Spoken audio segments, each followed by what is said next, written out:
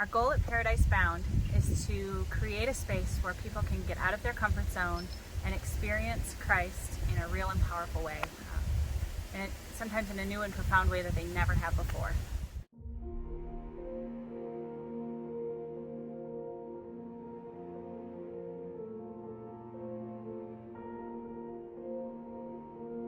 You do not need to know Spanish when you come here. I know very little Spanish.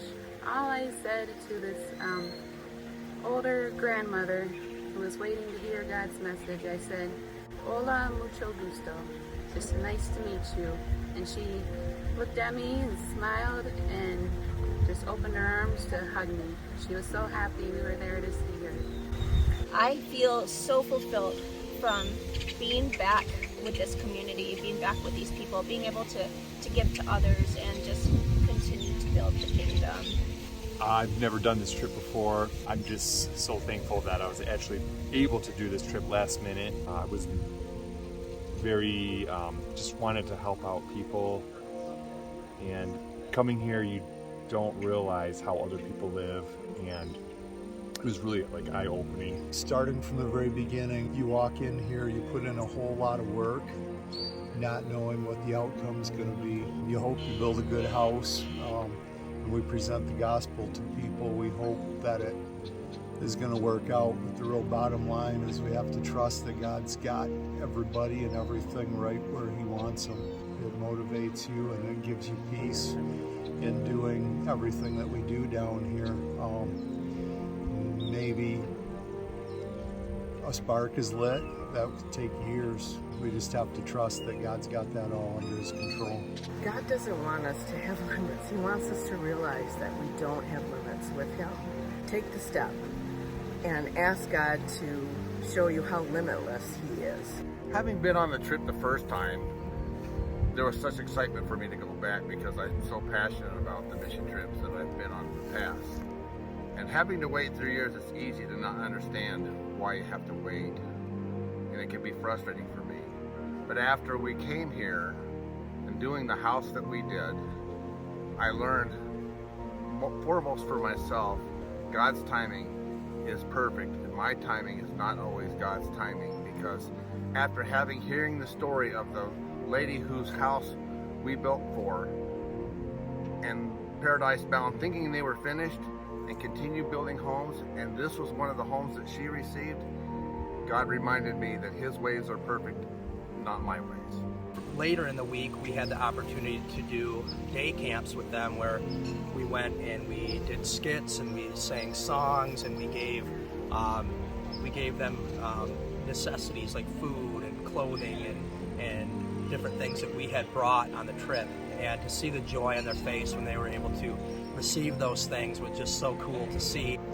To watch a whole village full of people coming and just hungry to have a Bible, and watch people getting saved and seeing the Spirit just move through them is just so amazing. So amazing. Every time you watch it happen, your heart is moved just a little bit more.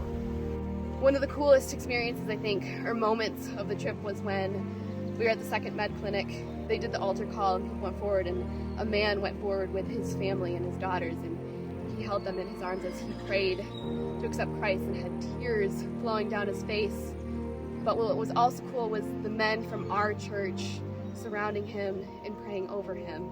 And that was just so amazing. These people coming to Christ and also reinforcing their relationship with Christ. Big last time for me, I rededicated my life on that trip, and I was like, how can I top that? I still seen God move, and God showed me that it doesn't have to be something big. It doesn't have to be a miracle like what we had seen with Jackson. It's the little things. It's the little things that He points out. We read His Word, and that applies now, today, all the time. Like, it doesn't have to be big and powerful. Minute details also matter too. Those can also make a big difference as well. I think just seeing how grateful so many people we've met for just the simple things in life, that we take for granted. I think witnessing too to the families inside the home when everybody else, the whole group was outside praying for over the house, and seeing these families come to Christ was pretty powerful. Just to see God move.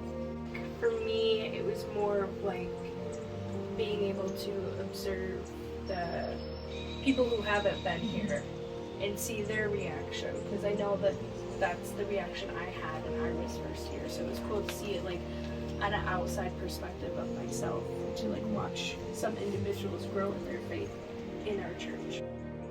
I think what I really recognized this week was altar call should be celebrated.